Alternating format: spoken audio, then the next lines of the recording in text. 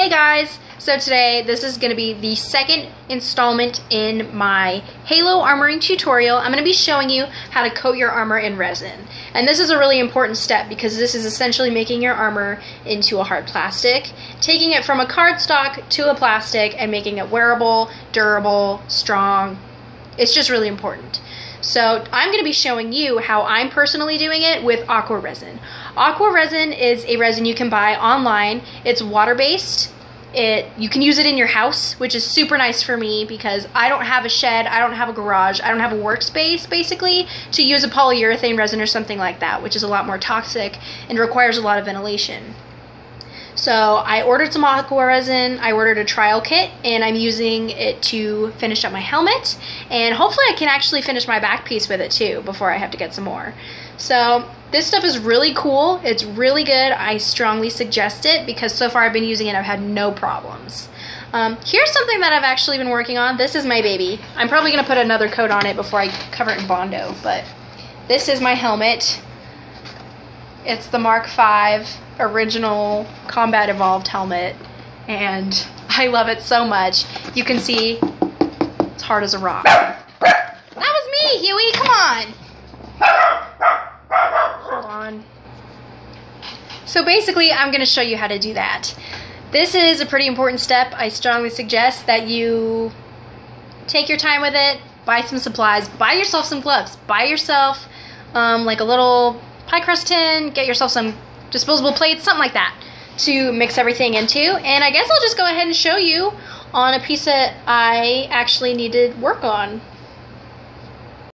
Okay, so the first thing you're going to want is some gloves. These are just, you can get like a box of these. These are just like food handler gloves, I guess. So you're going to want some gloves because this stuff sticks to your skin pretty bad. Okay, so now you see I have my liquid part and I have the solid part. So what you're going to want to do, I always do 1 part this, 2 parts this. Here we go. Okay, so I have a 1/4 cup and I have a 1/2 cup. So I take a 1/4 cup of my liquid and I take a 1/2 cup of my solid. As you can see, I've used a lot of this. And it doesn't have to be exact. I just do like that. Stick it in my bowl.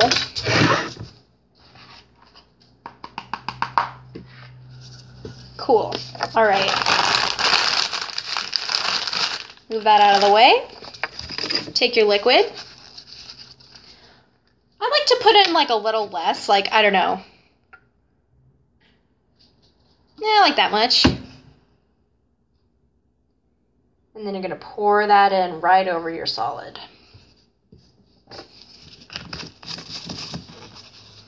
I like to take a plastic, anything, this is just a plastic knife, and stir it around.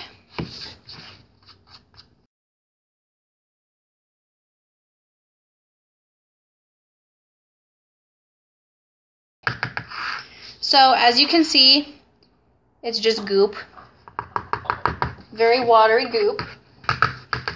Alright. And so I'm going to go ahead and let you know that I have already messed up a piece by going too fast with this stuff. And this amount that I just made and that I suggest you make is about enough to go through like 15-20 minutes of coating. And I suggest not rushing. Take your time, go really slow, tiny, tiny light coats. Light coats. Okay. So you're going to want to pick up quite a few of these. You can get them for like, I don't know. I got a bunch of these for like 60 cents or 30 or less than $1 each at the craft store. I'm sure they have them even cheaper at Home Depot or something. But you're just going to want to take a tiny, tiny bit at a time and start coating your armor.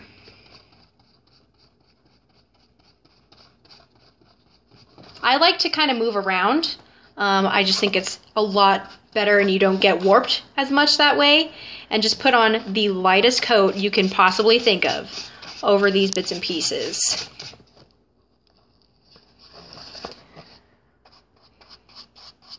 absolutely take your time. I actually have quite a bit of faith that this one is going to turn out really well, just because I actually used a special coating method on this specific piece that I haven't used on any other piece, and it has made it really flexible. And I will definitely go over that in a video.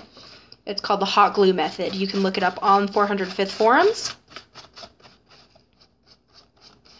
And I haven't seen anybody else use it, but I personally am happy with the results and just the way that I guess the structural integrity it's given to my armor.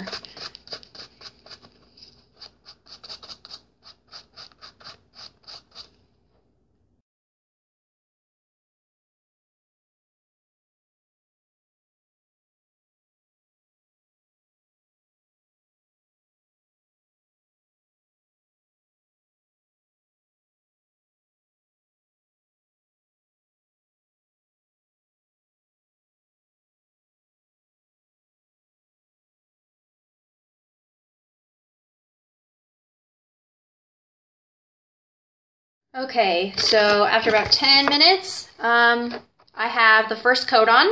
I'll probably do a couple other coats. As you can see, it's really uneven right now, but that's okay. You can really easily fix that. Just keep putting it on.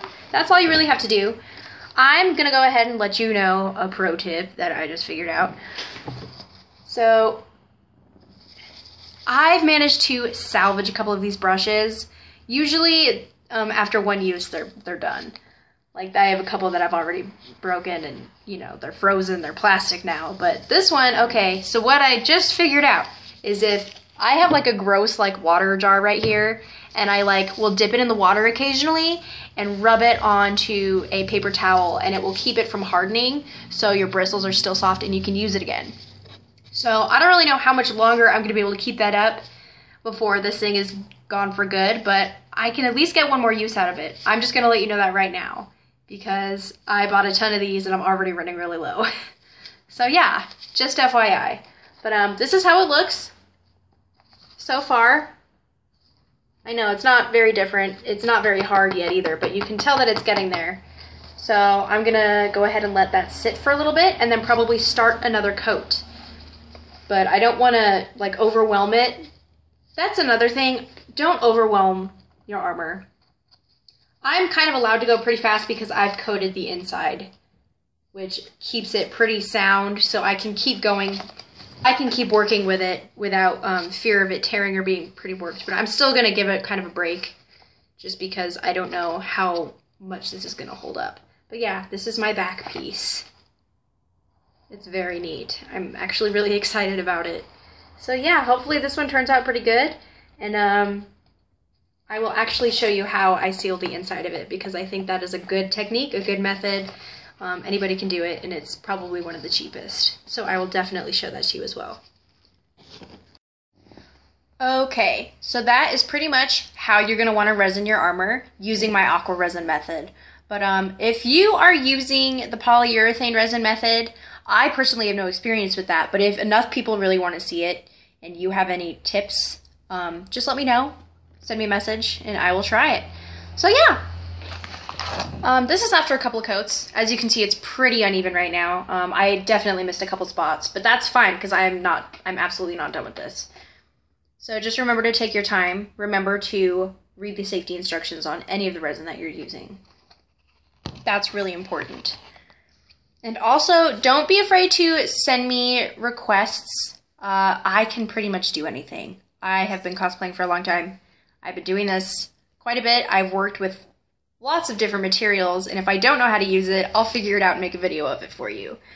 So yeah, if you want to see me sew, if you want to see a makeup tutorial, if you want to see painting, if you want to see how to form armor with craft foam, I don't know, just if you want to see something or need advice on how to do something, I can probably help you. So yeah, just let me know, and stay tuned because the next 2 videos that I'm making are really important.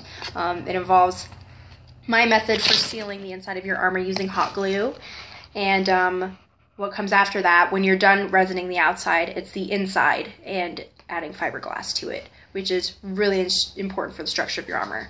So yeah, don't forget to stay tuned, subscribe, like my video, comment on it, tell me if I suck, tell me if I'm great.